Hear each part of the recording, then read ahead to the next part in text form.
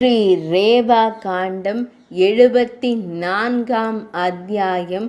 கௌதம ஈஸ்வர தீர்த்தம் என்றழைக்கப்படும் கௌதமேஸ்வர தீர்த்தத்தின் மகத்துவம். ஸ்ரீ மார்க்கண்டேய முனிவர் கூறினார், ரேவாவின் வடக்கு கரையில் ஒரு சிறந்த தீர்த்தம் உள்ளது.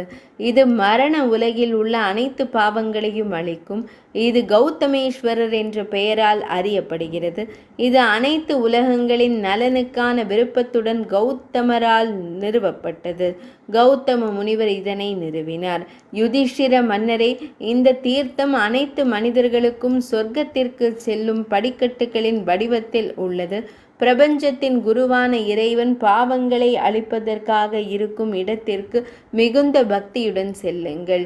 அவர் ஸ்வர்க்கத்தில் ஒரு குடியிருப்பை வழங்குபவரும் ஆவார். தீர்த்தம் புண்ணியத்தை பெருக்குவதற்கு உகந்தது. இது வெற்றியை அளிக்கிறது. இது துயரங்களை அழிக்கிறது.